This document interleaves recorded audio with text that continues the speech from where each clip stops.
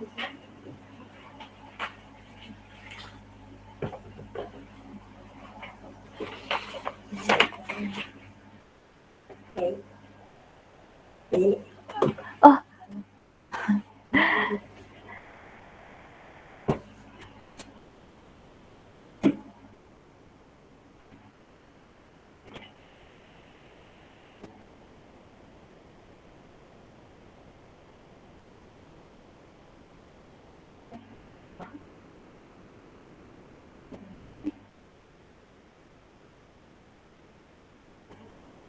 ya kita mulai aja ya. Assalamualaikum warahmatullahi wabarakatuh. Selamat pagi semuanya. Waalaikumsalam warahmatullahi wabarakatuh. Pagi, Bu. Pagi, Bu. Ya, ayo open kamera dong semuanya biar lebih enak belajarnya. Nah, Verina sudah, Dedi, Dia, Desinta. Oh iya. Ya, perkenalkan saya Eni.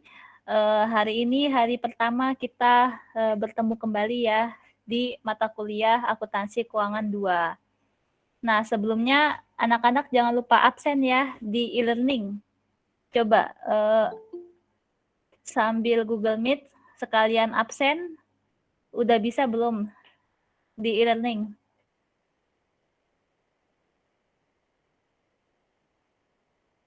Saya harap semuanya open kamera ya, jadi biar kita lebih enak belajarnya gitu. Ariana, Dia, open kamera.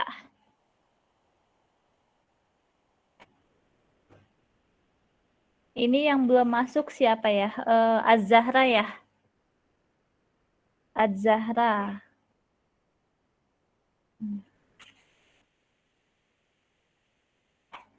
Bagaimana nih kabarnya semuanya? Sehat kan? Sehat semuanya, Dedi?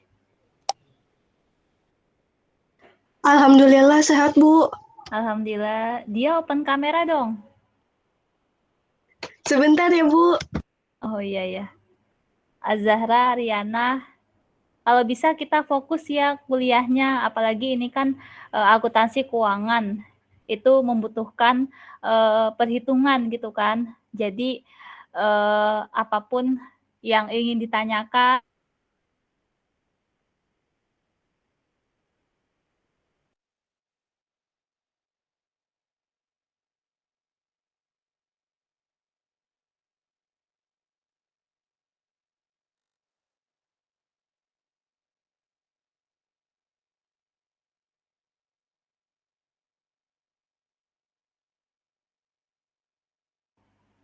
tes. Nah, mohon maaf ya tadi ada sedikit gangguan tadi mikrofonnya.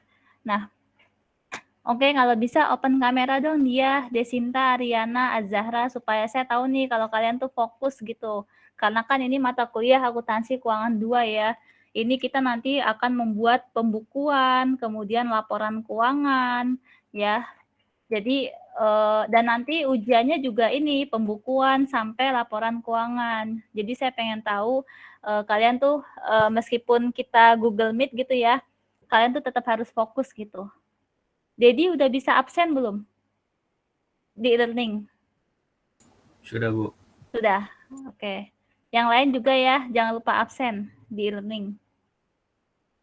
Ayo Desinta, Dia, Az-Zahra, Ariana. Kalau nggak open kamera saya kurangi deh nilainya nanti. Kalian ini untuk kebaikan kita semua gitu kan, supaya kita tuh sama-sama fokus gitu. Kuliah, apalagi nih akuntansi keuangan nih. Ini kan terkait jurusan kalian juga gitu kan. Ya, penting banget buat nanti kalau misalnya tes kerja dan kalau udah kerja gitu. Desinta, sudah belum ininya? Dia, Ariana, Az-Zahra? Nah, gitu dong. Muka cantiknya kan kelihatan ya. Dia, Ariana, Azahra. Kita sama-sama diskusi aja. Nah, dia juga. Azahra. Ini udah sarapan semua belum? Udah sarapan belum? Belum, Bu. Kok belum? Udah menjelang siang ini. Sarapan siang berarti. Semua, Bu. Oh. Ya udah.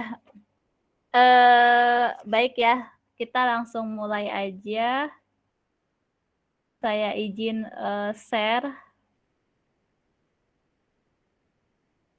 Oke, perkenalkan saya Eni. Saya yang akan mengajarkan akuntansi keuangan 2 dalam 1 semester.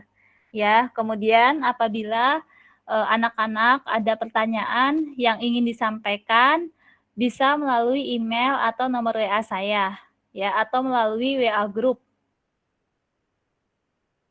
Nah, sebelum kita masuk ke materi, ini kita harus tahu dulu nih, visi dan misi Sekolah Tinggi Ilmu Ekonomi MNC College, ya. Jadi, visi MNC College yaitu menjadi sekolah tinggi dengan tata kelola yang tertib untuk pencapaian standar pendidikan tinggi dan dapat memperoleh pengakuan dari dalam dan luar negeri pada tahun 2022. Berarti tahun depan ya.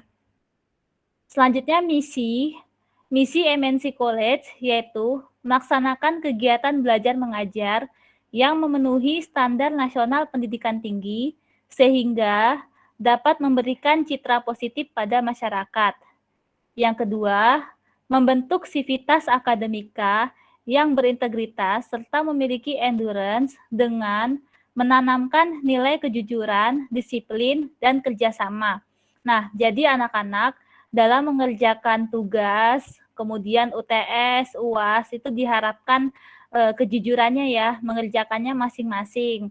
Apabila ada yang belum paham, itu bisa langsung ditanyakan di sini, di Google Meet ya, ataupun di WA gitu. Kemudian disiplin. Disiplin ini juga penting ya. Jadi kita mulainya kan 9.30.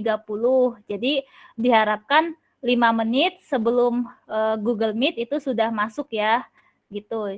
Karena nanti apalagi kalau kalian udah kerja gitu. Kalau udah kerja kan itu absensi harus tepat waktu. Kalau misalnya nggak tepat, nanti kan dikenakan sanksi gitu kan, atau pemotongan gaji. Makanya dari sini kita harus menerapkan disiplin ya, di perkuliahan itu juga harus disiplin. Dan kerjasamanya. Kerjasamanya ini artinya mengumpulkan tugas tepat waktu, kemudian saling membantu apabila ada yang belum paham, saling berdiskusi gitu ya. Selanjutnya, mengikut sertakan seluruh pemangku kepentingan dalam pengembangan citra dan kualitas belajar mengajar dengan mengedepankan kemampuan entrepreneur yang kreatif dan inovatif. Jadi diharapkan kalian setelah lulus dari MNC College itu menjadi entrepreneur yang kreatif dan inovatif gitu kan, yang sangat penting untuk menciptakan nilai positif kepada seluruh pemangku kepentingan. Selanjutnya, merintis kerjasama secara luas dan berkesinambungan dalam upaya meningkatkan mutu tridharma perguruan tinggi dengan berbagai pihak dalam dan luar negeri. Selanjutnya, nah ini yang paling penting nih ya, kontrak perkuliahan. Jadi anak-anak itu setiap minggunya harus melakukan absensi secara mandiri melalui fitur e-learning mnccollege.id. Selanjutnya, anak-anak juga wajib mengikuti perkuliahan minimal kehadirannya 13 kali untuk reguler ya. Berarti hanya 1 yang boleh izin. Selanjutnya, deadline menjawab forum diskusi pada saat waktu perkuliahan. Jadi untuk menjawab forum diskusi itu diharapkan dari 9.30 sampai jam 12 siang. Ya, jadi saya hanya buka pada saat waktu perkuliahan. Di luar itu saya sudah tidak membuka forum diskusi. Ya, jadi forum diskusinya bisa diharapkan tepat waktu. Selanjutnya pengumpulan tugas dan kuis, ya. Tugas dan kuis ini paling lambat H+7 dari waktu perkuliahan.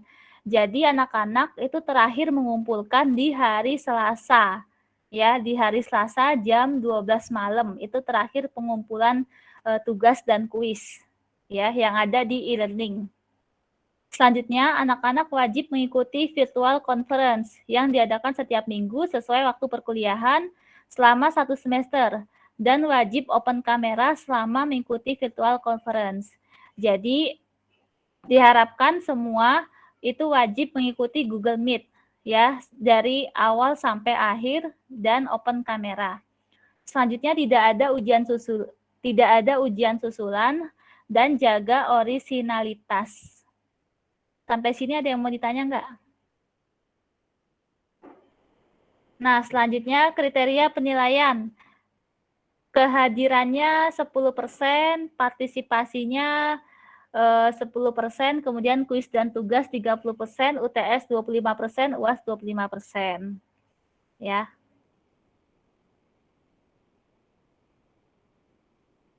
Oke. Ayo Dedi kok di close kameranya, open kamera lagi dong. Nah, sebelum kita ke materi, kita ada game, ya, ada game dulu nih. Jadi untuk merefresh mengenai akuntansi. Nah, ini ya. Anak-anak bisa join sekarang. Coba buka Google-nya, kemudian join myquiz.com. Lalu nanti di situ dimasukkan akun email Gmail. Pakai emailnya itu email Gmail, kemudian masukkan kode ininya, kode apa? Kode kuis. Ayo. Yes. Ini kita sebelum ke materi kita ada game dulu nih. Game quiz accounting.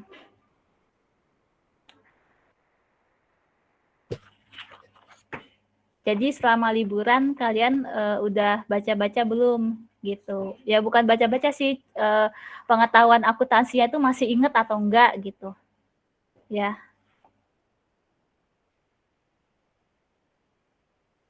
Ayo join. Ada kesulitan enggak? Enggak kan?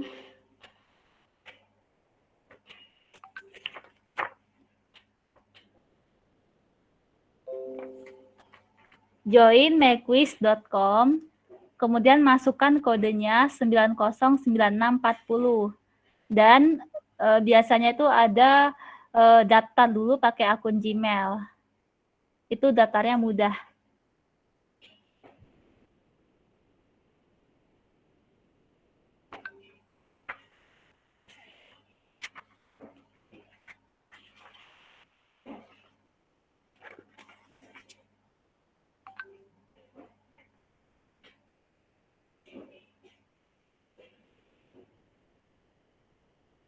Ada kesulitan enggak?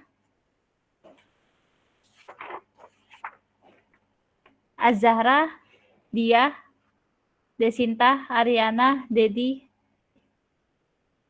Udah masuk belum? Kenapa itu Desinta?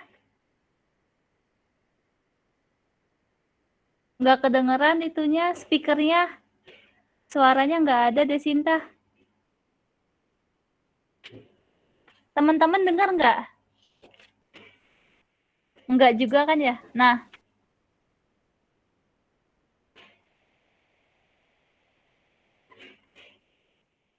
Dedi udah bisa belum? Dia? Nah ini udah masuk nih, Verina.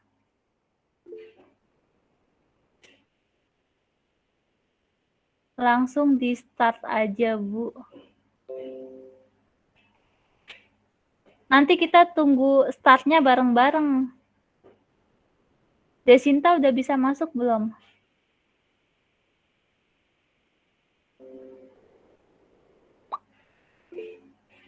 Nah, ini Desinta udah. Oke, ya. Desinta sama Verina, kemudian dia, oke. Azahra, Ariana, sama Dedi.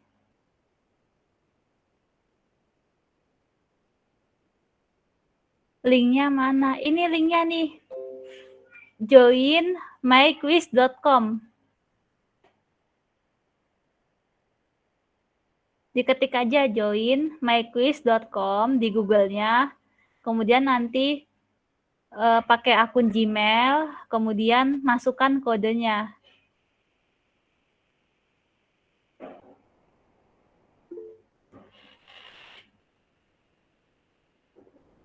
Nah, itu di-share lu sama dia tuh.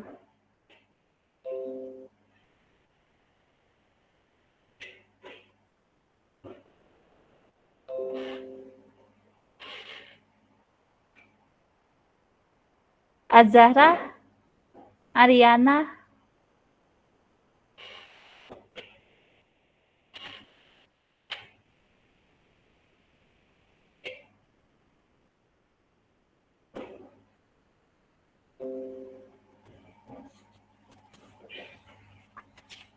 bisa kok dari HP ininya ngerjainnya.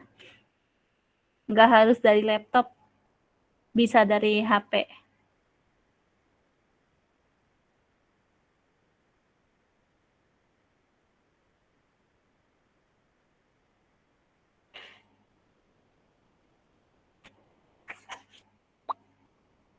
Oke, ini udah masuk.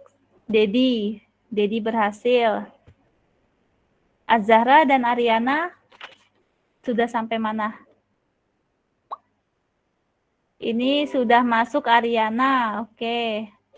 Tinggal Azahra nih. Azahra, ayo join. Sebelum kita ke materi, biar kita segera mulai kuisnya.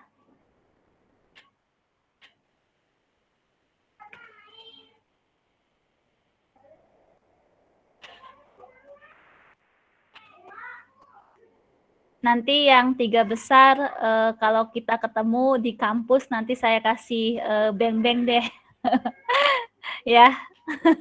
Nanti kalau udah nggak pandemi, kita ketemuan di kampus, saya kasih beng-beng yang 3 besar.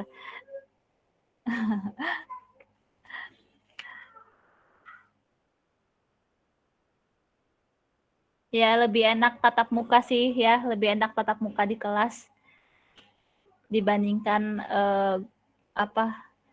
virtual, karena ya ini kendala di jaringan sinyal gitu kan, butuh kuota. Ayo Azahra, udah sampai mana? Oke, sudah semua ya, berenam sudah masuk semua, siap-siap ya. Siap-siap nih, kita mulai kuisnya.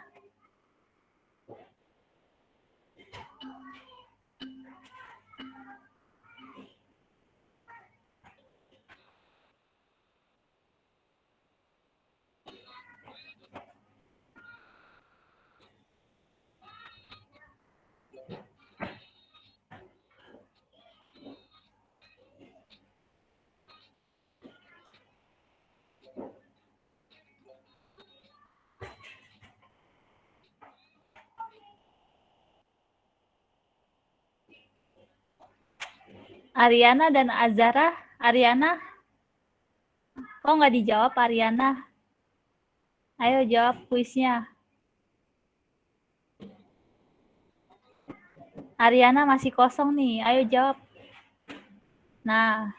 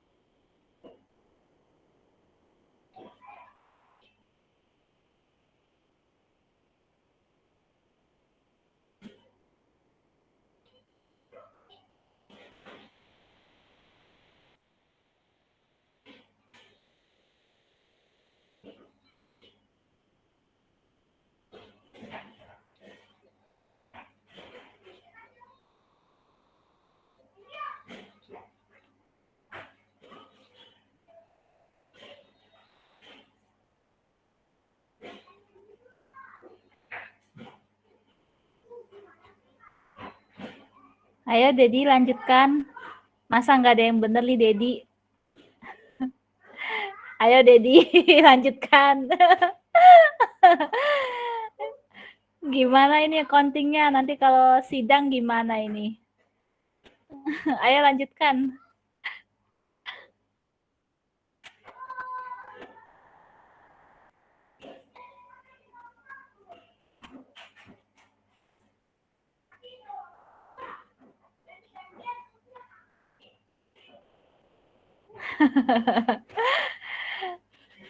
Ya udah, selamat ya buat Verina, Desinta, dan Dia.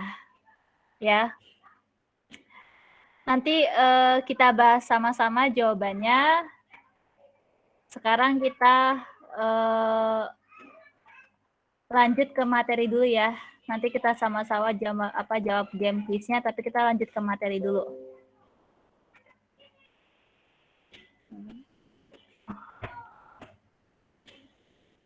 Coba, bentar.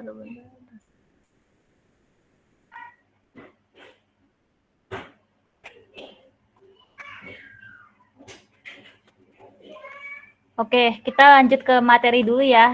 Baru nanti kita terakhir kita jawab sama-sama game quiznya tadi.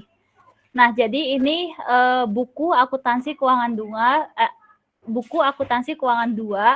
yang kita gunakan dalam semester ini. Jadi buku utamanya ini penulisnya Ibu Dwi Martani, Ibu Sylvia, Ibu Ratna, Ibu Arya, dan Bapak Edward. Jadi ini mereka ini dari UI ya. Judulnya Akuntansi Keuangan Menengah. Ini di tahun 2016. Kemudian untuk buku pendukungnya itu menggunakan buku KESO, Intermediate Accounting ya. Selanjutnya ini sudah saya buat masing-masing topiknya. Ini sesuai dengan RPS ya. Jadi pertemuan hari ini kita akan membahas mengenai liabilitas jangka pendek, provisi, dan kontingensi. Selanjutnya pertemuan kedua kita bahas liabilitas jangka panjang.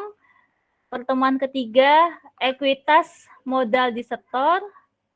Pertemuan keempat ekuitas saldo laba, dividen, saham treasury, dan penghasilan komprehensif lain.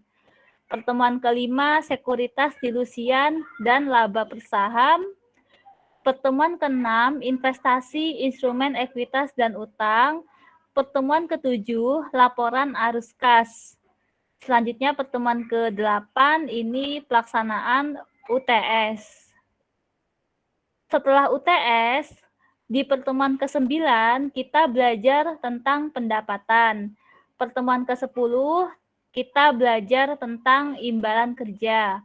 Pertemuan ke-11 kita belajar tentang akuntansi sewa. Pertemuan ke-12 kita belajar imbalan kerja dan pensiun. Pertemuan 13 kita belajar pajak penghasilan. Pertemuan ke-14 kita belajar kebijakan akuntansi, perubahan estimasi akuntansi, dan koreksi kesalahan mencatat. Pertemuan ke-15, kita belajar isu lain seputar akuntansi keuangan. Selanjutnya, yang terakhir, pelaksanaan UAS. Oke, untuk materi hari ini sesuai dengan RPS ya. Jadi diharapkan anak-anak harus paham ya dan harus bisa menjelaskan, menganalisis konsep pembukuan dan menghitung liabilitas jangka pendek, provisi, dan kontingensi. Nah, sekarang, apakah liabilitas jangka pendek itu? Sederhananya apa? Bahasa sederhananya liabilitas jangka pendek. Ada yang mau ngasih pendapat? Utang dalam jangka waktu yang pendek bukan, Bu? 1 Iya. tahun atau kurang dari 1 tahun. Ya, minimal itu 1 tahun atau kurang dari 1 tahun ya. Itu utang jangka pendek. Ada lagi nggak yang lain? Ada lagi nggak? Itu kan kalau dari periode waktunya ya. Kalau dari yang lain apa? Kalau dari peristiwanya apa? Peristiwanya melihat masa depan atau masa lalu? Peristiwanya untuk mencatat utang itu lihatnya di masa depan atau masa lalu? Utang. Masa depan ya, Bu? Masa lalu dia ya. Jadi kalau pendapatan itu di masa depan. Tetapi kalau utang itu di masa lalu. Ya. Gitu.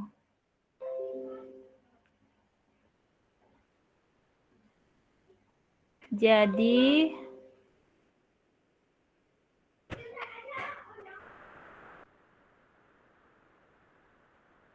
oke ya, nih. Jadi menurut International Accounting Standard Board, Dewan Standar Akuntansi Internasional, liabilitas itu yaitu liabilitas perusahaan masa kini yang timbul dari peristiwa masa lalu. Penyelesaiannya diharapkan mengakibatkan arus keluar dari sumber daya perusahaan yang memiliki manfaat ekonomi. Jadi ada kriteria liabilitas. Yang pertama, liabilitas sebagai utang masa kini. Kemudian terjadinya ini karena peristiwa historis dan mengakibatkan arus keluar dari sumber daya seperti kas, barang, dan jasa. Ya. Jadi untuk saat ini kita nggak boleh menyebutnya itu sebagai utang. Jadi kalau dalam bahasa PSAK itu bukan lagi utang tetapi liabilitas gitu ya. Kalau berdasarkan PSAK IFRS saat ini. Selanjutnya, liabilitas jangka pendek dapat dilaporkan jika salah satu dari kedua kondisi berikut terpenuhi. Yang pertama, liabilitas tersebut diharapkan selesai dalam siklus operasi normal. Yang kedua, liabilitas diharapkan diselesaikan dalam waktu 12 bulan setelah tanggal pelaporan. Jadi paling lama itu 1 tahun ya kalau untuk liabilitas jangka pendek. Nah, selanjutnya jenis-jenis liabilitas jangka pendek. Yang pertama, utang usaha. Pasti teman-teman udah pada dengar kan ya utang usaha itu gitu kan. Dari sejak pengantar akuntansi itu kan ada utang usaha. Utang usaha atau utang dagang, yaitu saldo yang harus dibayar kepada pihak lain untuk atas pembelian barang, perlengkapan atau jasa yang dibayarnya itu nanti gitu kan. Kemudian utang usaha ini timbul karena ada waktu antara penerimaan jasa atau perolehan hak atas aset dengan pembayarannya. Lalu kemudian ada persyaratan penjualan seperti 2/10. Nah, 2/10 N/30 artinya apa? Ada yang tahu nggak? Jadi ada persyaratan penjualan 2/10 N/30 artinya apa?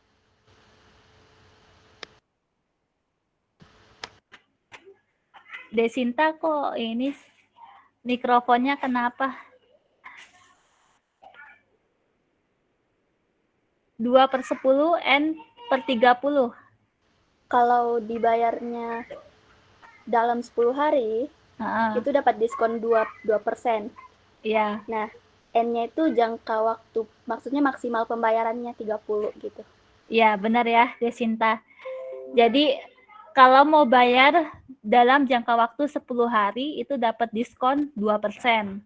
Tetapi diberikan jangka waktu pelunasan itu maksimal 30 hari. Ya, jadi 2/10 N/30. Selanjutnya yang kedua, wesel bayar. Wesel bayar ini sebagai janji tertulis untuk membayar sejumlah uang tertentu di masa depan sesuai tanggal yang ditetapkan. Wesel bayar terjadi dari pembelian, pembiayaan, atau transaksi lainnya. Beberapa industri membutuhkan wesel yang disebut wesel bayar dagang sebagai bagian dari transaksi penjualan atau pembelian sebagai pengganti perpanjangan kredit normal dengan open account. Wesel bayar kepada bank atau perusahaan pinjaman umumnya timbul dari pinjaman tunai. Selanjutnya yang ketiga ada utang hadiah. Utang hadiah ini juga sebagai kategori utang jangka pendek. Kenapa? Karena di sini perusahaan menjanjikan sejumlah hadiah kepada konsumen dalam bentuk kupon yang dapat ditukarkan. Artinya, setiap penjualan bahwa sebuah perusahaan itu telah memiliki janji untuk memberikan hadiah. Utang hadiah muncul pada akhir periode dalam waktu 1 tahun karena ada konsumen yang belum menukarkan kuponnya. Jadi konsumen ini dikasih kupon. Nah, kuponnya itu nanti ditukarkan pada saat ya sesuai jangka waktu hadiahnya itu. Gitu. Jadi namanya utang hadiah. Karena hadiahnya tidak langsung diterima, ya. Selanjutnya yang keempat, utang dividen. Utang dividen ini artinya jumlah yang harus dibayar perusahaan kepada para pemegang saham sebagai akibat dari otorisasi Dewan Direksi. Pada tanggal pengumuman, perusahaan mengasumsikan liabilitas menempatkan pemegang saham dalam posisi kreditur dalam jumlah dividen yang diumumkan. Oleh karena itu, perusahaan selalu membayar dividen tunai dalam waktu 1 tahun pengumuman. Biasanya dalam waktu 3 bulan. Jadi karena waktunya itu pengumuman 1 tahun, kemudian dibayarkannya itu 3 bulan, maka utang dividen itu termasuk kategori utang jangka pendek, gitu. Jadi pengumumannya ini dalam waktu 1 tahun, kemudian pembayaran dividen dalam waktu 3 bulan, gitu. Jadi kan dari 1 tahun ke 3 bulan. Dari saat pengumuman ke pembayaran dividen itu kan termasuk jangka waktunya pendek gitu ya. Jadi termasuk kategori utang jangka pendek. Selanjutnya yang kelima, pendapatan diterima di muka. Perusahaan mencatat pendapatan diterima di muka yang diterima sebelum pengiriman barang atau memberikan jasa.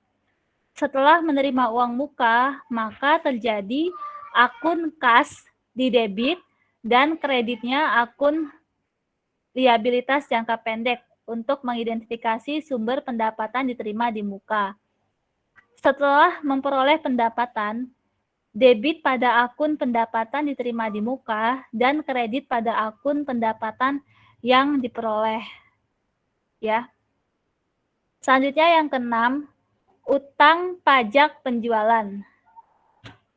Perusahaan retail seperti Carrefour harus menagih pajak penjualan atau PPN, pajak pertambahan nilai, dari pelanggan atas penagihan aset pribadi berwujud dan atas jasa tertentu, serta harus mengirimkan pajak ini kepada otoritas pemerintah yang sesuai. Seperti perusahaan menetapkan liabilitas untuk pajak yang dikumpulkan dari pelanggan, tetapi belum disetorkan kepada otoritas pajak. Akun utang pajak penjualan harus mencerminkan liabilitas untuk pajak penjualan. Selanjutnya, kategori utang jangka pendek yang ketujuh yaitu utang pajak penghasilan. Sebagian besar pajak penghasilan bervariasi sesuai dengan jumlah laba tahunan, dengan menggunakan informasi terbaik dan pertimbangan yang tersedia. Perusahaan itu harus mempersiapkan pengembalian pajak penghasilan dan menghitung utang pajak penghasilan yang diperoleh dari operasional pada periode saat ini. Perusahaan harus mengklasifikasikan utang pajak pada laba neto sebagai liabilitas jangka pendek yang dihitung pada pengembalian pajak. Selanjutnya, utang gaji. Perusahaan juga melaporkan jumlah liabilitas jangka pendek yang harus dibayarkan kepada pegawai untuk gaji atau upah pada akhir periode akuntansi.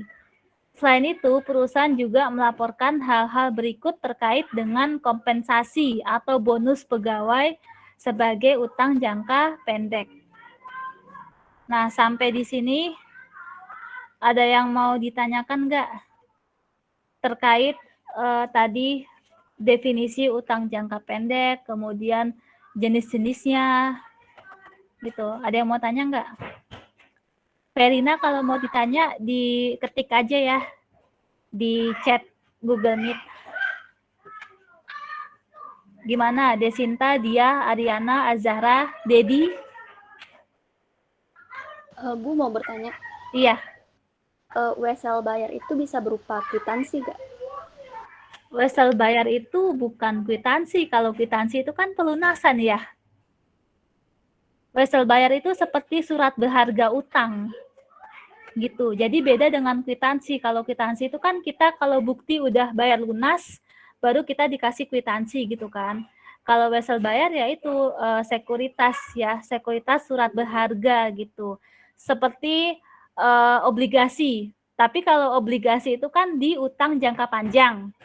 Nah, kalau di utang jangka pendek itu namanya wesel bayar. Gitu. Kalau di utang jangka panjang, surat berharga itu namanya obligasi. Tapi kalau di utang jangka pendek, ya surat berharga itu namanya wesel bayar. Gitu. Jadi memang namanya bayar sih, tapi ya bukan arti dalam pelunasan gitu ya. Wesel bayar gitu. Ya. Ada lagi nggak yang mau ditanya? Dia, Ariana, Azahra, Dedi? Sebelum kita masuk ke pembukuannya nih. Nggak ada, saya lanjut lagi ya ke materi perhitungan pembukuannya. Nah, ini ada contoh soal utang jangka pendek ya. Jadi pada tanggal 1 Januari 2020, pada buku besar PT Astra Internasional terdapat akun liabilitas. Jadi ada utang usaha sebesar 29 juta, kemudian ada utang wesel jangka pendek sebesar 30 juta, selanjutnya utang pajak penjualan sebesar 17.500.000. Kemudian terdapat beberapa transaksi yang terkait dengan utang jangka pendek. Yang pertama, tanggal 10 Februari 2020, PT Astra melakukan pembelian barang secara kredit dari PT Indospring sebesar 17.500.000. Kemudian yang kedua, tanggal 20 Maret 2020, PT Astra menerbitkan wesel sebesar 17.500.000, jangka waktu 90 hari, bunganya 12% atas transaksi tanggal 10 Februari. Selanjutnya yang ketiga, tanggal 6 April 2020, PT Astra membayar utang usaha sebesar 25 juta. Kemudian yang keempat, tanggal 1 Juni 2020, PT Astra menerbitkan wesel bayar sebesar 45 juta, jangka waktunya 7 bulan, bunganya 14% kepada Bank Rakyat Indonesia untuk pinjaman secara tunai. Yang kelima, tanggal 18 Juni, PT Astra melunasi utang wesel kepada PT Indospring. Yang keenam, tanggal 5 Juli, PT Astra menerima uang muka atas pesanan jasa desain produk dari PT Nipres yang dikirim pada tanggal 15 September 2020. Selanjutnya, yang ketujuh, tanggal 2 September, PT Astra melakukan penjualan barang dagang sebanyak 120 unit kepada PT Garuda sebesar 500.000 per unit ditambah pajaknya ini 10% dengan garansi 1 tahun secara tunai.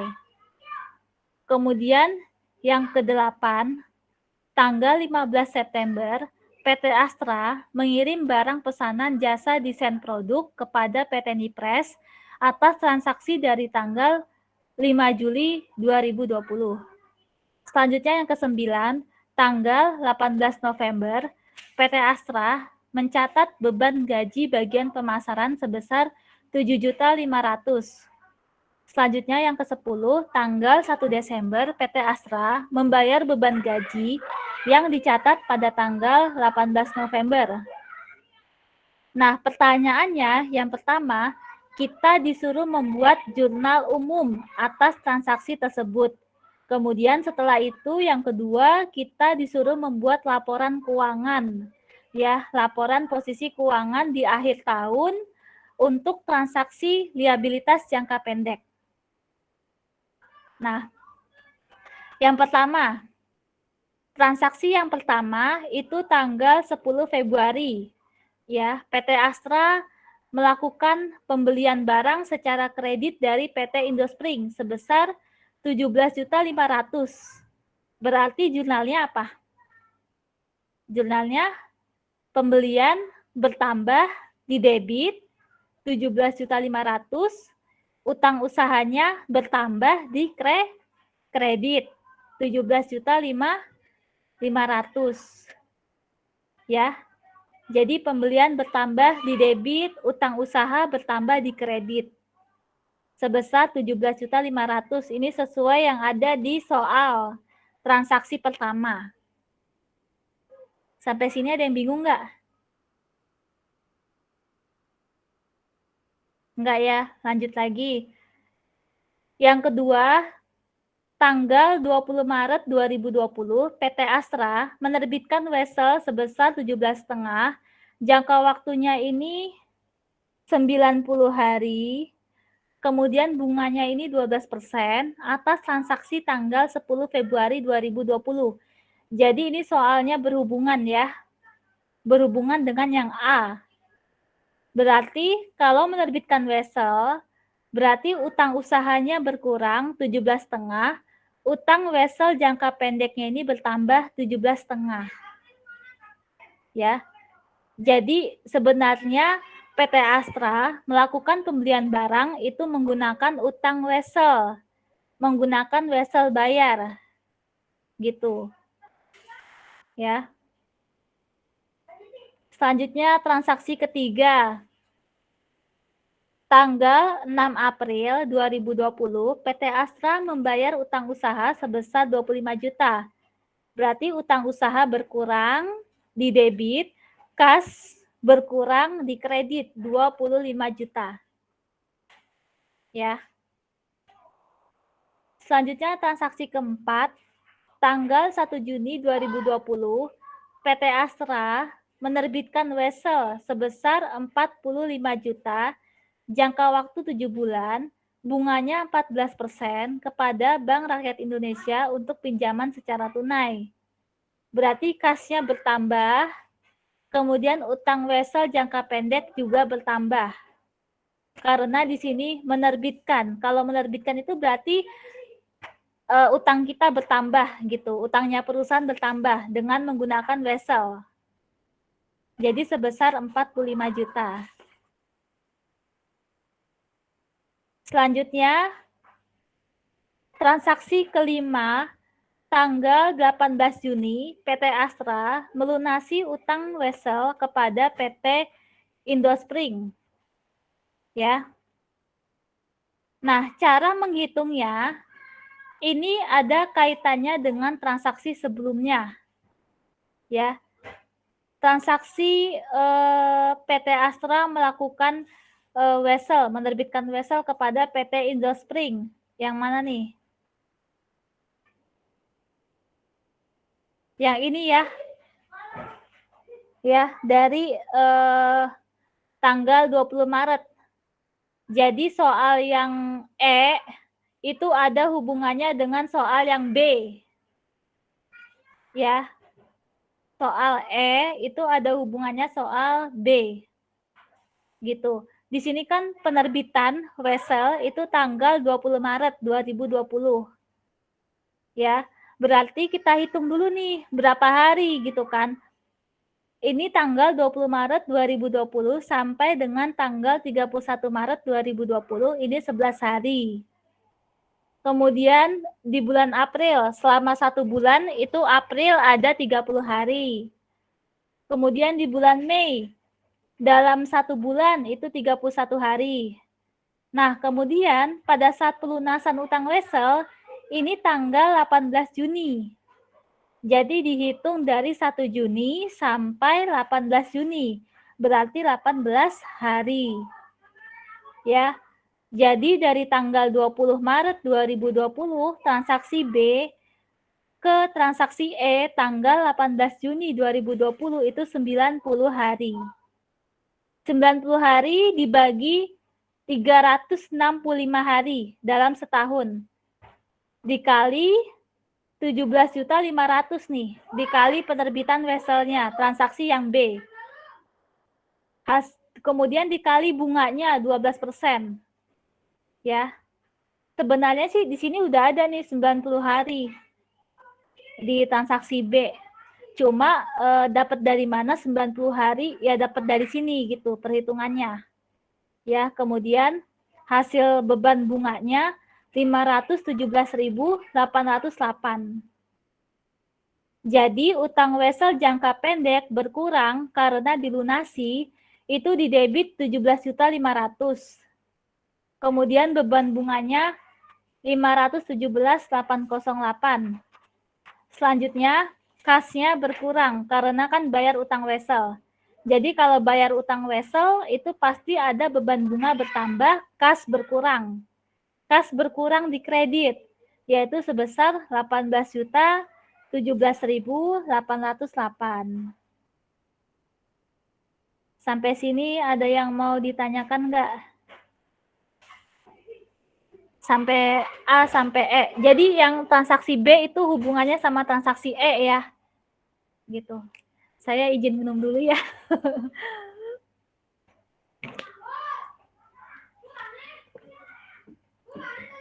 Ada yang mau tanya nggak? Perhitungannya dari A sampai E. Nanti soal ujian UTS juga seperti ini ya. Jadi membuat pembukuan, kemudian laporan keuangannya. Makanya kalau nggak paham langsung aja ditanyakan gitu. Ya. Kita lanjut lagi nih ke transaksi yang G.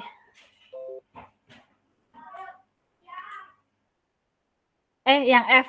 Ya, transaksi ke-6. Transaksi ke-6 ini F, yaitu tanggal 5 Juli 2020 PT Astra menerima uang muka atas pesanan jasa desain produk dari PT Nipres yang dikirim pada tanggal 15 September 2020 sebesar 15 juta. Kalau menerima uang muka, berarti kita terima uang tunai. Kas bertambah di debit. Kemudian, karena ini masih berupa uang muka, belum berupa pelunasan, maka pendapatannya diakuinya sebagai diterima di muka atau sebagai utang.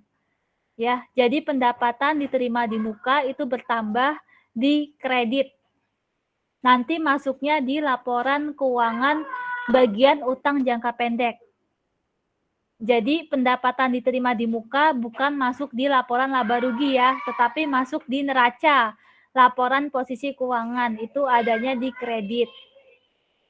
Sebesar 15 juta. Selanjutnya yang G. Tanggal 2 September 2020. PT Astra melakukan penjualan barang dagang sebanyak 120 unit kepada PT Garuda Metalindo sebesar 500.000 per unit ditambah pajak 10% dengan garansi 1 tahun secara tunai. Nah, berarti yang pertama kita hitung pendapatannya dulu, pendapatan penjualan. Menghitung pendapatan penjualan itu caranya berapa unit barang dagang yang dijual. Kalau di soal yang dijual ada 120 unit. Dikali harga jualnya 500.000. Maka pendapatan penjualan 60 juta. Setelah itu, di sini ada pajak 10%. Berarti ada utang pajak penjualan sebesar 10% dari total pendapatan penjualan. Total pendapatan penjualan itu 60 juta. Berarti utang pajak penjualan itu 6 juta. Ya. Nah, berarti sisanya itu masuk ke kas. Kalau kita melakukan penjualan itu kan kita terima uang ya, terima uang tunai, berarti kas bertambah di debit sebesar pendapatan penjualan ditambah utang pajak, jadi sebesar 66 juta. Ya. Jadi cara menghitungnya itu dari pendapatannya dulu, kemudian utang pajak, baru kemudian dijumlahkan masuk ke uang tunai atau kas. Ya. Selanjutnya, transaksi yang H. Tanggal 15 September, PT Astra mengirim barang pesanan jasa desain produk kepada PT Nipres atas transaksi dari tanggal 5 Juli. Tanggal 5 Juli itu transaksi yang F. Ya, jadi F sama H itu ada hubungannya. Tadinya yang di F itu akunnya kas di debit, pendapatan diterima di muka, di kredit. Nah, kemudian ketika barangnya sudah kita kirim kepada PT Nipres, maka pendapatan diterima di muka ini berkurang. Ya, jadi utangnya berkurang, dicatat di sebelah debit. Lalu kita menerima uang kan, yaitu pendapatan jasa. Ya, pendapatan jasa bertambah di kredit. Jadi beda nih, kalau pendapatan diterima di muka, itu masuknya ke neraca, laporan posisi keuangan, di bagian utang jangka pendek. Nah, kalau pendapatan jasa, ini masuknya di laporan laba rugi. Ya. Selanjutnya yang transaksi I, tanggal 18 November 2020, PT Astra mencatat beban gaji bagian pemasaran sebesar 7.500.000. Nah, kalau gaji itu berarti dicatat sebagai utang. Utang gaji bertambah di kredit, beban gaji bertambah di debit 7.500.000. Ya. Selanjutnya, transaksi yang terakhir tanggal 1 Desember, PT Astra membayar beban gaji yang dicatat pada tanggal 18 November 2020. Berarti transaksi J ada hubungannya dengan transaksi I. Tadinya kan transaksi I itu mencatat beban gaji, ya, utang gajinya bertambah di kredit. Kemudian ini pada akhir tahun ya, awal bulan tanggal 1 Desember itu perusahaan membayar beban gaji. Berarti utang gajinya berkurang di debit. Kasnya juga berkurang sebesar beban gajinya, ya. Ini beban gaji bagian pemasaran sebesar 7.500.000. Gitu. Sampai sini ada yang mau ditanya enggak? Ini baru pembukuannya ya. Setelah itu baru kita menyusun laporan keuangan. Ada yang masih bingung nggak cara menghitungnya? Menghitung pembukuannya? Desinta, Dia, Ariana, Azahra, Dedi? Dedi paham nggak, Dedi? Dedi, open kamera dong. Lagi ngapain, Dedi? Ngerjain soalnya, Bu. Soal yang mana? Yang di e-learning. Yang kuis apa tugas? Kuis.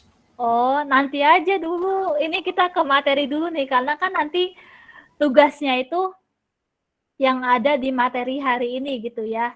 Termasuk nanti UTS-nya gitu. UTS juga yang ada di PowerPoint ini. Gitu. Dedi paham nggak, Dedi? Ayo, paham nggak hitungannya? Wih, jelas. Yang benar. Iya dong. Oh, ya udah. Nanti saya lihat ya hasil jawaban tugasnya. Kalau masih belum benar, minggu depan akan saya tanya terus. Oke, kita lanjut ya. Nah, setelah itu kita buat neraca ya. Tapi sekarang kita udah nggak boleh menyebutnya neraca karena sudah berbasis IFRS. Jadi namanya laporan posisi keuangan. Ya. Nah, ini kita membuatnya ini hanya parsial, sebagian aja, karena hanya untuk utang jangka pendek.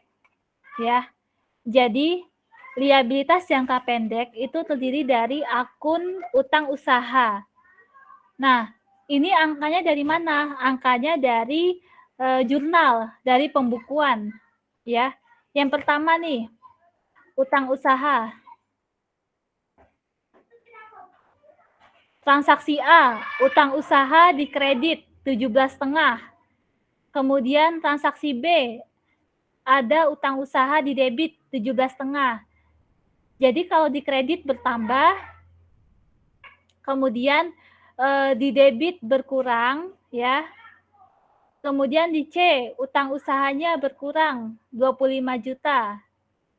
Selanjutnya, udah, ya. Ada lagi nggak? Oh iya, jangan lupa ini dulu nih.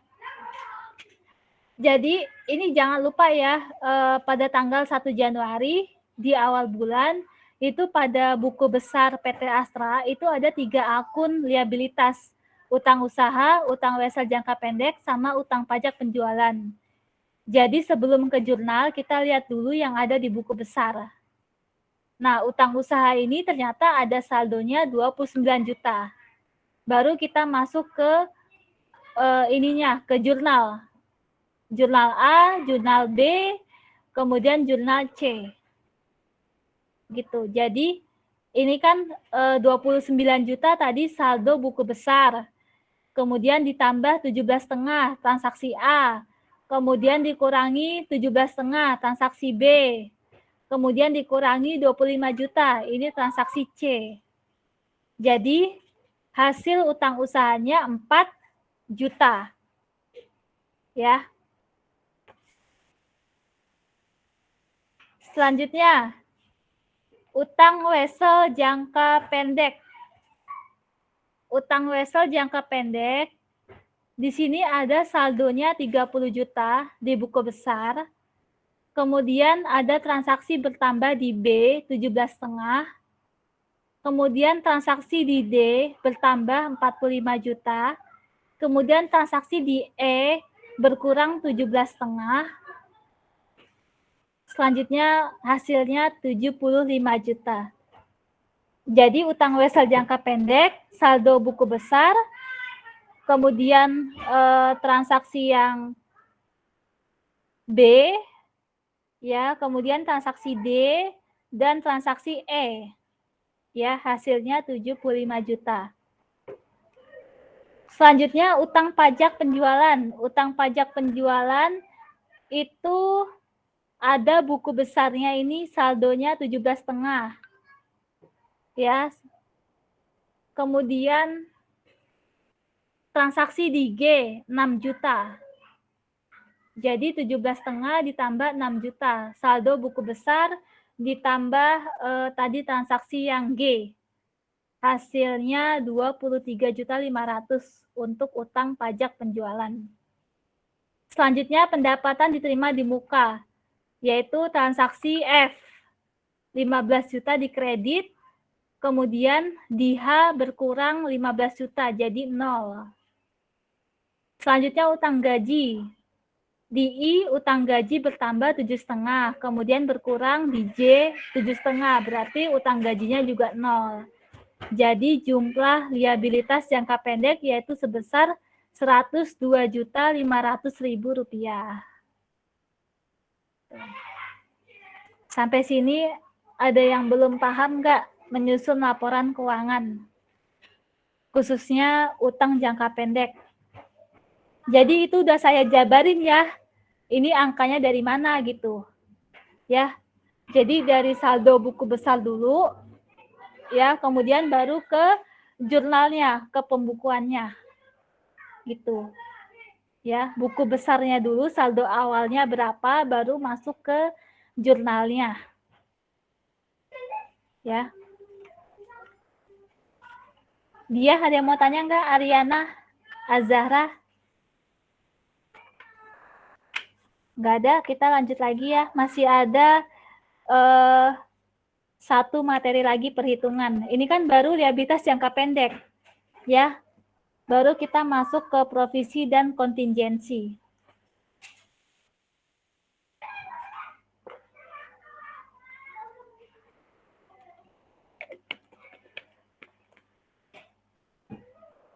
Sekarang kita masuk ke provisi. Nah, apakah provisi itu, ya, provisi itu utang yang waktu atau jumlahnya belum pasti, ya, jadi masih diperkirakan atau diestimasi.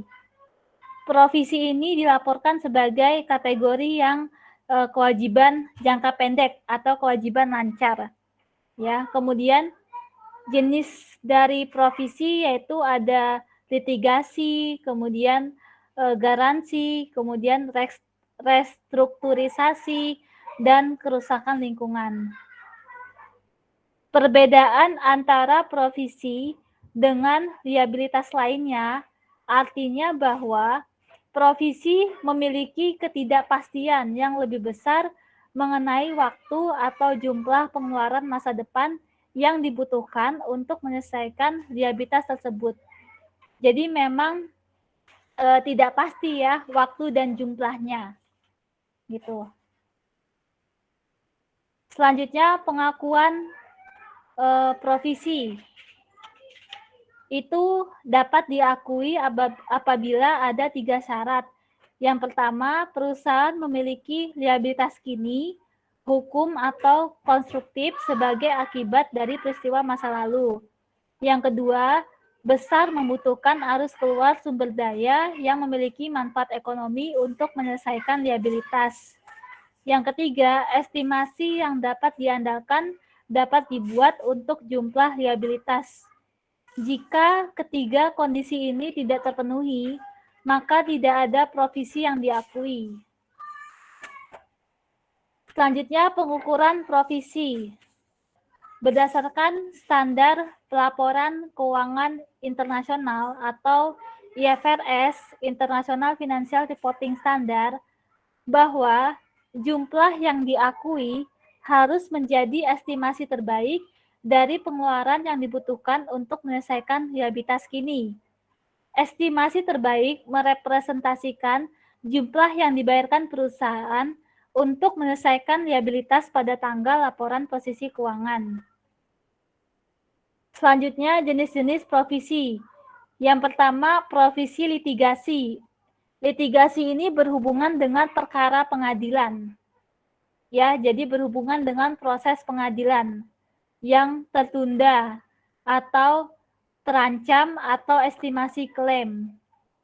Jadi berdasarkan ada periode waktu yang menjadi penyebab utama tindakan terjadi, kemudian probabilitas hasil yang tidak menguntungkan, kemampuan untuk membuat estimasi yang wajar mengenai jumlah kerugian.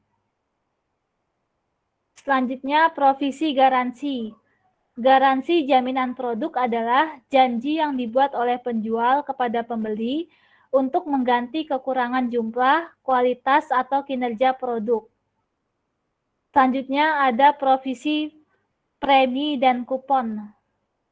Sejumlah perusahaan menawarkan premi, baik secara terbatas ataupun berkelanjutan, kepada pelanggan dengan mengembalikan sertifikat, kupon, label, atau bungkus.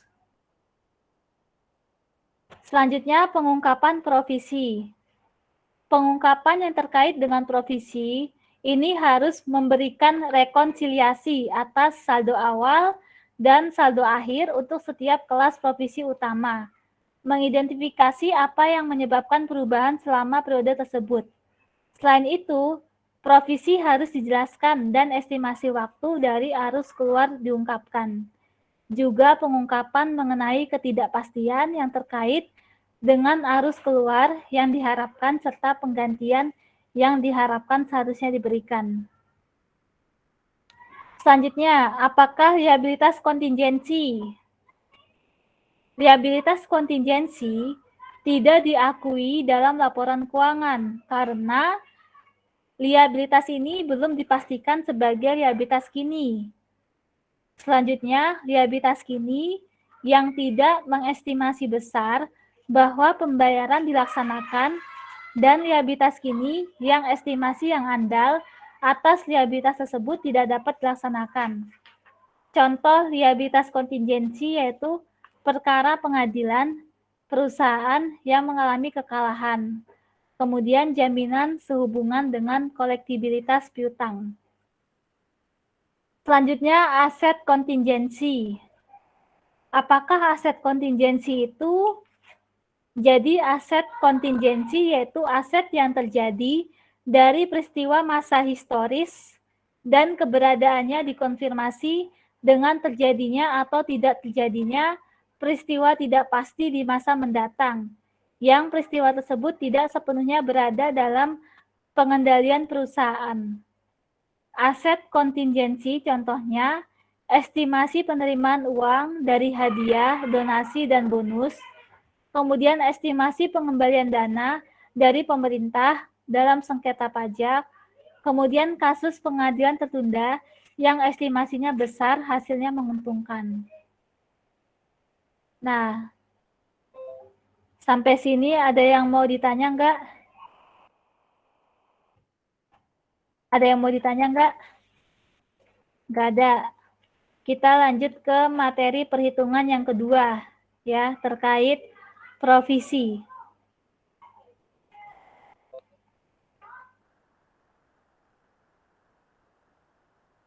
Nah, ini soal transaksi provisi hadiah. Tadi kan jenis provisi ada ini ya, ada provisi litigasi, garansi, provisi premi, dan kupon. Nah, kalau hadiah itu masuknya ke sini. Hadiah masuknya ke provisi premi dan kupon. Ya. Pada tanggal 1 Januari 2020, PT Unilever membeli 6.000 unit piring sebagai persediaan untuk hadiah dengan harga perolehan sebesar Rp500 per unit piring. Pada tanggal 10 Januari 2020, perusahaan menjual 90.000 unit kemasan deterjen Rinso dengan harga jual sebesar Rp2.250 per unit kemasan deterjen Rinso. Pada tanggal 10 Januari 2020, PT Unilever memberikan penawaran hadiah kepada konsumen sebuah piring dengan menukarkan 10 lembar kupon yang ada pada kemasan deterjen Rinso. Pada tanggal 31 Januari 2020, diestimasikan 50% kupon yang termasuk kategori ditukarkan. Berdasarkan tanggal 10 Januari 2020 sampai dengan tanggal 31 Desember 2020, terdapat 20.000 lembar kupon yang telah ditukarkan dengan piring oleh konsumen. Pertanyaannya, buatlah jurnal pencatatan yang dibutuhkan oleh PT Unilever atas transaksi penawaran hadiah tersebut. Yang pertama kita mencatat dulu nih, berapa pembelian persediaan piring sebagai hadiah, yaitu di tanggal 1 Januari. Nih, jadi pada saat 1 Januari, perusahaan membeli 6.000 unit piring sebagai persediaan. Harganya Rp500.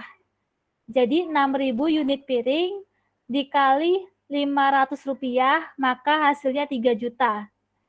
Persediaan bertambah itu catatnya sebelah debit.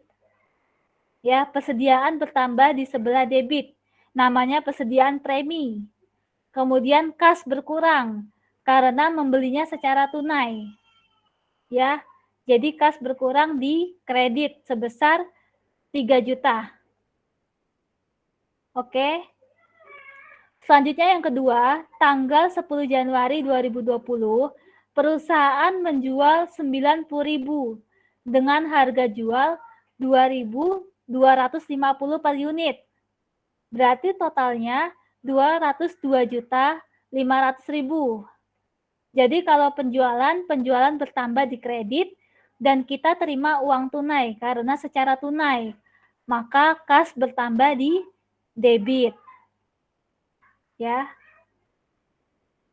Selanjutnya, kita mencatat pada saat penukaran kupon, yaitu tanggal 10 Januari 2020 sampai dengan tanggal 31 Desember. Nah, cara menghitungnya, kita lihat dulu nih, berapa jumlah kupon yang telah ditukarkan oleh konsumen. Nih, jadi berdasarkan tanggal 10 Januari sampai dengan 31 Desember, terdapat 20 lembar kupon yang telah ditukarkan dengan piring. Berarti 20.000, kemudian dibagi ketentuan penukaran kupon. Nah, ketentuannya itu menukarkan 10 lembar kupon. Jadi 10 lembar kupon itu dapat 1 piring. Ya. Jadi dibagi 10. Kemudian berarti kupon yang telah diberikan untuk konsumen yaitu 2.000 kupon. Kemudian dikali harga perolehan persediaan kupon. Harga perolehan persediaan kupon ya itu harga pada saat perolehan ini nih.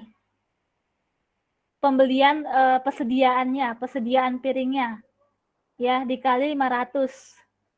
Berarti jumlah pembelian persediaan kupon untuk konsumen 2.000 kupon dikali 500 hasilnya 1 juta. Jadi 1 juta bertambah di beban premi, persediaan premi berkurang. Jadi persediaan berkurang di kredit. Kenapa berkurang? Karena kuponnya tadi sudah ditukar dengan piring gitu. Jadi piring kita kan udah dikasih ke konsumen gitu. Jadi piringnya berkurang, makanya persediaannya berkurang di kredit. Ya. Selanjutnya, pencatatan yang keempat yaitu penyesuaian. Penyesuaian itu dilakukan di akhir Desember, 31 Desember. Yaitu untuk mencatat estimasi liabilitas untuk kupon yang belum ditukar. Ya. Kalau tadi kan yang ini yang sudah ditukar. Kalau ini yang belum ditukar. Jadi caranya jumlah unit produk yang dijual untuk kupon yang diterbitkan. Berapa nih? Di sini 90.000 unit, ya kan? Perusahaan menjual 90.000 unit. Jadi ini jumlah unit produk yang dijual 90.000 dikali estimasi kupon yang dikategorikan ditukarkan. Estimasi penukarannya itu 50%. Ya. Jadi berarti jumlah kupon yang dikategorikan ditukarkan itu 45.000. Dikurangi jumlah kupon yang telah ditukarkan konsumen. Yang telah ditukarkan konsumen itu 20.000. Jadi sisa kuponnya yang belum ditukarkan itu 25.000. Dibagi ketentuan penukaran kupon, dibagi 10.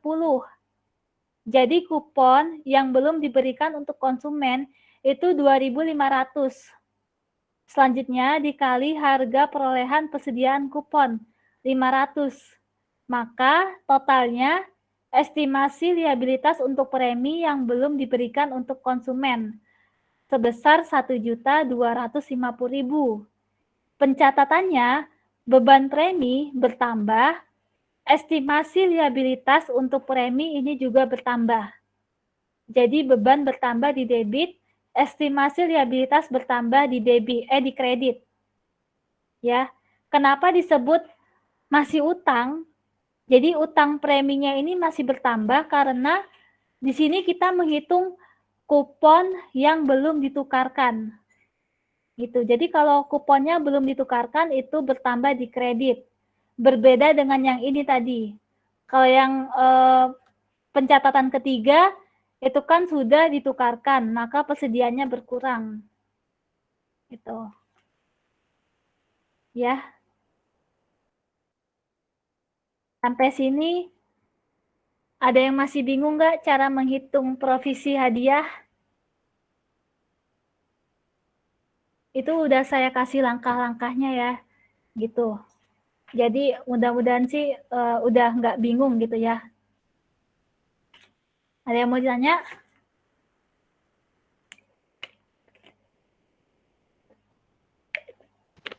Bu, saya mau bertanya. Iya. Tapi ini soal tugas. Iya, kenapa Desinta?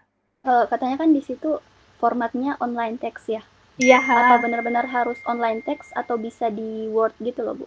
Oh, bisa di Word juga kok. Oh. Ya, bisa di Word. Nanti saya tambahin deh kalimatnya. Oke, terima kasih, Bu. Iya.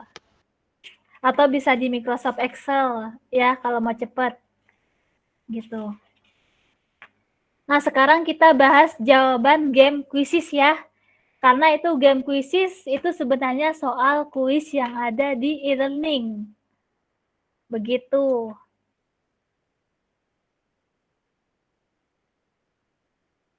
Nah, ini ya. Yang pertama, karakteristik liabilitas kecuali. Berarti yang bukan. Yang bukan apa? Yang bukan, salah deh. Belum saya share ya. Aduh, maaf saya belum nge-share. Lupa. Oke, yang pertama ya. Yang pertama, karakteristik liabilitas. Kecuali kan berarti yang salah nih, yang bukan.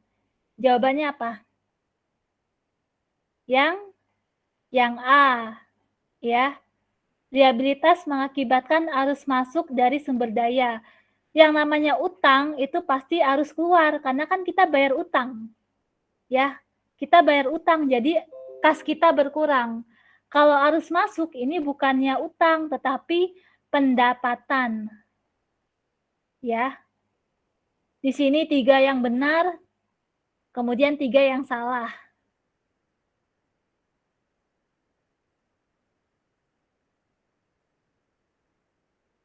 Nih yang masih salah nih, Desinta, Ariana, Dedi, ya. Jawabannya nih, bisa langsung dicatat. Ya, Desinta, Ariana, Dedi. Jawaban benernya. Oke, kita lanjut nomor 2.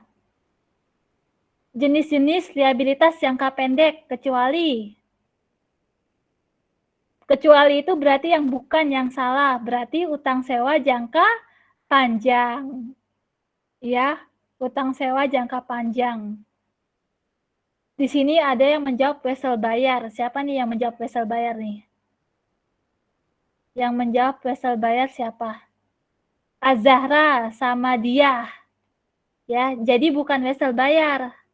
Ya, tetapi utang sewa jangka panjang. Dicatat ya.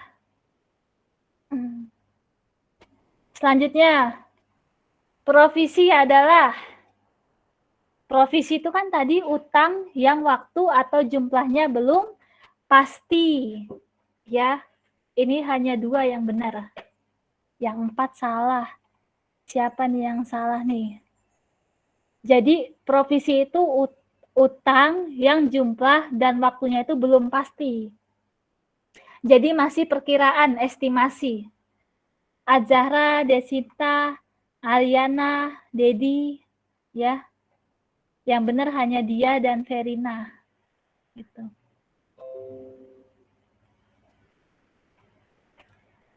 Oke ya, sekarang pertanyaan keempat.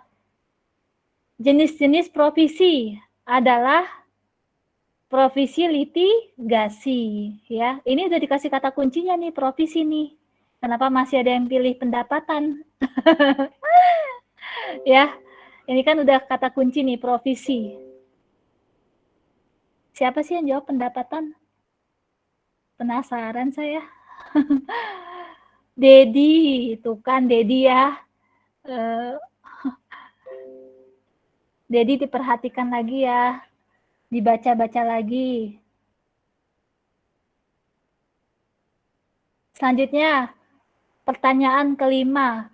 Perusahaan mengakui beban dan liabilitas terkait untuk provisi hanya jika 3 syarat berikut hanya jika 3 syarat berikut terpenuhi, kecuali.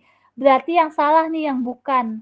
Ya ini, membutuhkan arus masuk sumber daya. Kan bukan arus masuk. Ya, beban dan utang itu kita bayar, bukan masuk.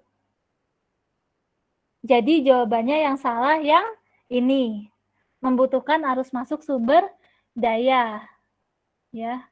Ini 3 yang benar, 3 yang salah. Desinta nih. Ya, jadi jawabannya yang salah itu yang sumber daya yang arus masuk. Ariana sama Dedi. Dedi cuma bener 1 doang, Dedi. Dedi bener 1 doang, ini pertanyaan kedua. Wah. Dedi, Ya, Bu.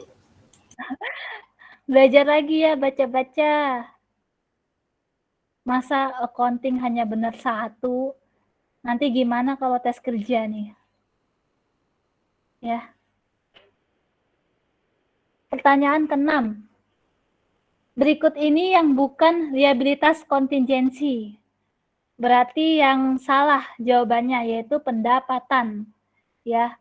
Pendapatan kan beda dengan utang, ya. Jadi yang bukan ya pendapatan. Pendapatan itu kan adanya di laporan laba rugi. Kalau liabilitas kontingensi adanya di laporan posisi keuangan atau neraca. Itu. Selanjutnya pertanyaan ke-7. Berikut ini yang bukan contoh aset kontingensi adalah biaya, ya. Biaya, udah jelas nih biaya. Biaya itu adanya di laporan laba rugi, gitu kan? Ya. Hanya benar 1, siapa ini? Pertanyaan ke-7. Wah, Verina. Verina selamat ya. Hebat jawabannya. Nanti kalau ketemu saya kasih beng-beng nih. Selanjutnya pertanyaan ke-8. Janji yang dibuat oleh penjual kepada pembeli untuk mengganti kekurangan jumlah, kualitas, atau kinerja produk. Ini namanya garansi. Ya, jadi penjual itu kan pasti memberikan penggantian ya apabila ada kerusakan gitu kan. Apabila ada unit yang kurang, maka namanya garansi. Ya. Kalau litigasi itu hukum, terkait hukum. Kalau premi ini biasanya terkait asuransi. Ya, jadi yang lebih tepat yang garansi. Itu. Dan itu hanya 2 yang jawab, siapa ini? Az-Zahra sama Desinta. Oke. Selanjutnya pertanyaan ke-9. Perusahaan melaporkan sebagai jumlah liabilitas jangka pendek yang harus dibayarkan kepada pegawai untuk gaji atau upah pada akhir periode akuntansi disebut namanya aja gaji atau upah, berarti utang gaji. Siapa nih jawab utang pajak? Masih ada aja ya utang pajak. Dia sama Dedi. Ya. Diperhatikan lagi ya ininya. Pertanyaannya. Yang terakhir, janji tertulis untuk membayar sejumlah uang tertentu di masa depan sesuai tanggal yang telah ditetapkan. Disebut wesel bayar. Ya, jadi wesel bayar ini surat berharga utang. Gitu.